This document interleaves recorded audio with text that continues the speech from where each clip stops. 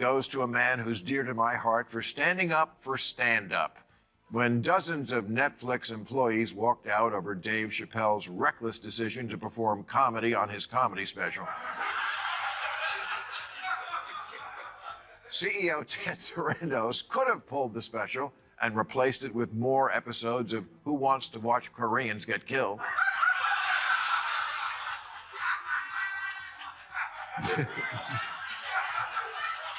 But instead, he reminded his Netflix employees that comedy exists to push boundaries and told them if you'd find it hard to support our content breadth, Netflix may not be the best place for you.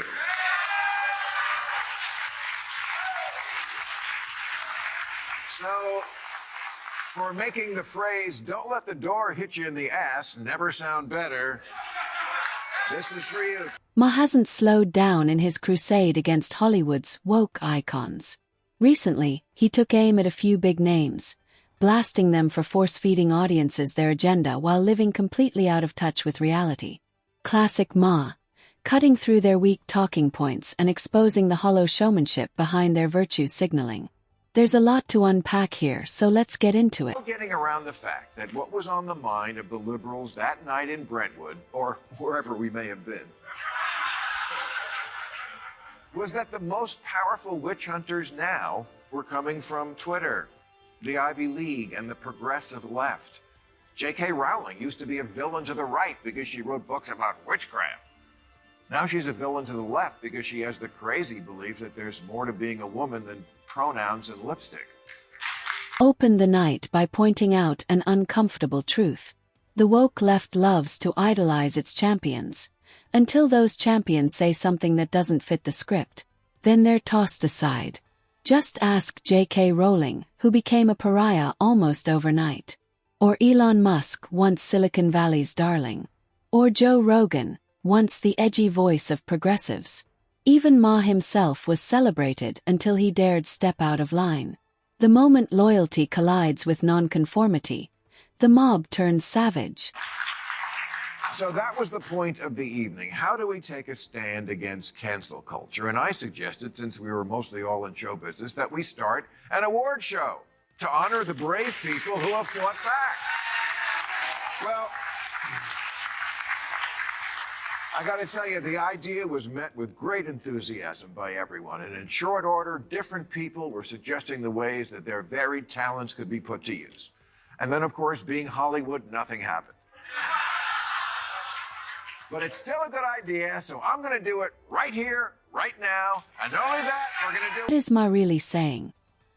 He's shining a spotlight on Hollywood's true rebels, the ones who refuse to kneel before the cancel culture court. These are the stars who didn't cave, didn't issue scripted apologies, and didn't scramble to delete their statements just to quiet the mob.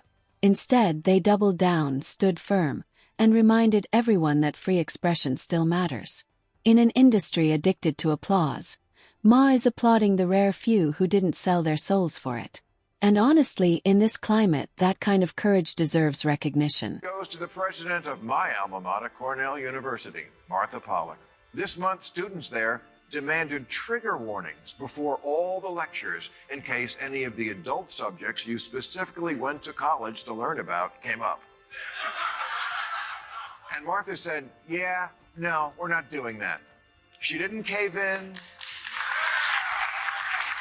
or hire a new dean of sensitivity. She just said, no, college is for introducing you to new ideas, not for kissing your and making you feel wonderful. Every university showed the same resolve and clarity as Martha Pollack.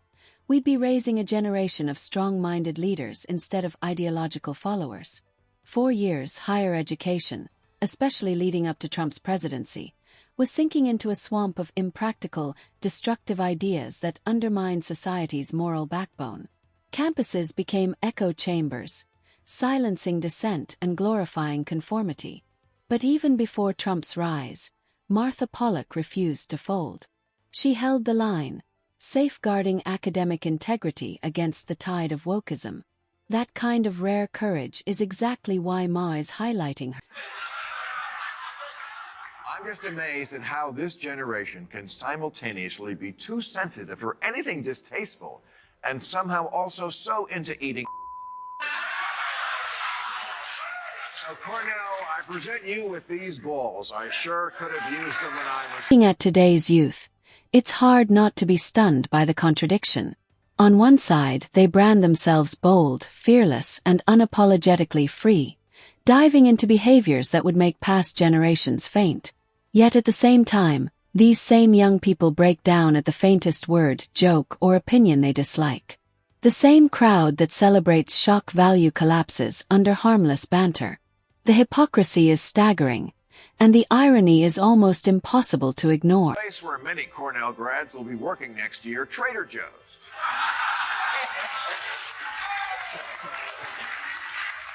Trader Joe's, who for years have been selling a line of ethnically themed products, trading on the name Joe. For example, they have Trader Jose's beer.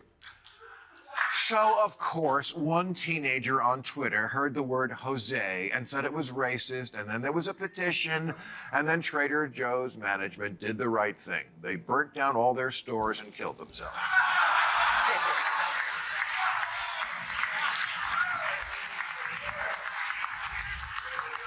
No, they didn't. They said, you oversensitive little...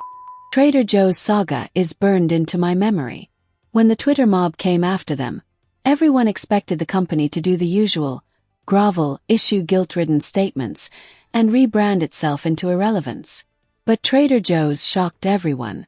They stood firm. They didn't apologize. They didn't bend to the outrage circus. And guess what? Nothing bad happened. Sales stayed strong, customers stayed loyal, and life moved on. Why? Because people saw through the hysteria. Playful branding like Trader Jose was never offensive. By refusing to cave, Trader Joe's showed that courage and common sense still win. This statement: we disagree that any of these labels are racist, and we do not make decisions based on petitions. You see how easy it is? So to the home of the 19-cent banana, here, have some nuts. Joe's absolutely earned the applause for defying the so-called woke mob. At a time when most corporations fold instantly at the first hashtag storm, Trader Joe's reminded us that courage pays. Their stand proved the mob is less powerful than it pretends to be. More noise than substance. Once you see them for what they are, just a handful of perpetually outraged voices screaming into the void, their power disappears. Trader Joe's gave us the blueprint.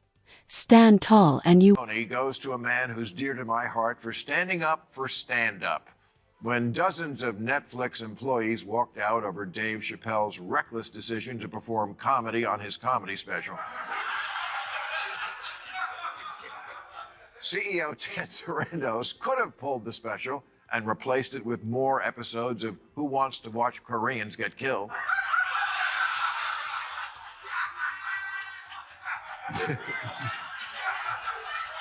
But instead, he reminded his Netflix employees that comedy exists to push boundaries and told them if you'd find it hard to support our content breadth, Netflix may not be the best place for you.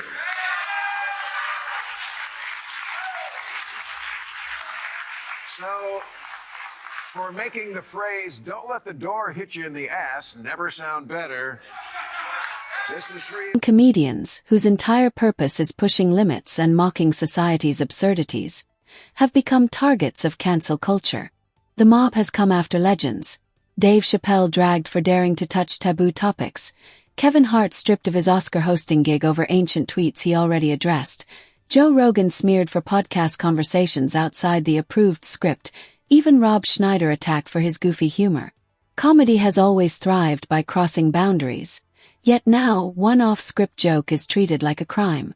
The irony: those who dedicate themselves to free expression are being silenced the fastest. Lovers get together these days. One phrase that comes up a lot and always makes me sad is, "Yeah, you couldn't make that one today."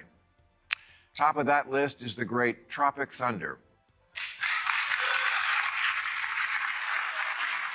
which the scolds have been after for years. But in February, Ben Stiller tweeted, "I make no apologies for Tropic Thunder. It's always been a controversial movie since when we opened, proud of it and the work everyone did on it." See, people, it's not that hard. He said it, and he still got a commercial. And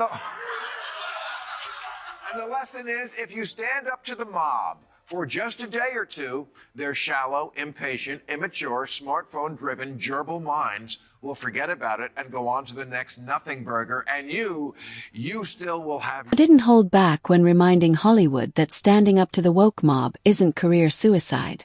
Too many stars live paralyzed by the fear of trending hashtags, terrified that angry threads will erase everything they've built. But Ma's point was blunt.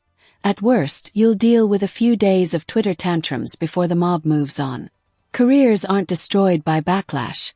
They're destroyed by silence, cowardice, and surrender. His message: stop apologizing for common sense. Stop bowing to fear. In the long run, audiences respect authenticity far more than submission. One said, I am moving if Trump is my president. I don't say things I don't mean.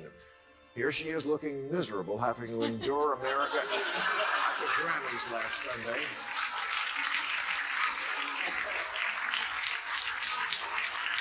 I guess she flew back from Tajikistan. Next, Ma went after Hollywood's grandstanders, the celebrities who shouted from rooftops that they'd flee America if Trump won. They said it on red carpets, late-night shows, and social media, promising exile in the name of principle. Yet months into Trump's presidency, where were they? Still sipping champagne in Beverly Hills. Not a single moving truck in sight. Ma called it exactly what it was: pure hypocrisy. Empty words, empty threats. All for attention. If you're going to brand yourself as resistance, at least follow through. Otherwise, it's all a performance. If Trump wins, I'm moving to Africa. Apparently very slowly, because in Trump's 4 years, he only got as far as Van Nuys. George Lopez once said that if Trump won, he won't have to worry about immigration. We'll all go back. George Lopez still here. Hollywood celebrities are the last people anyone should take seriously on matters of principle. They're not thinkers or visionaries. They're entertainers whose whole careers depend on applause. Their opinions shift with the crowd, their values dissolve when profits are at risk, and when the mob comes knocking, they collapse into scripted apologies. Rarely do they hold firm on anything that costs them fame. Their compass points only toward relevance. Ma's takedown wasn't just comedy, it was a reality check. Cancel culture only works if people give it power. Trader Joe's proved defiance works, comedians proved laughter can't be silenced, and Martha Pollock showed academia isn't hopeless. Hollywood may pander, but true influence belongs to those who stand their ground. Ma's message is clear. Stop bowing to outrage and start defending common sense. In this climate, courage isn't risky, it's essential. And with that, we wrap up today's video. If you enjoyed it, make sure to hit like and subscribe for more.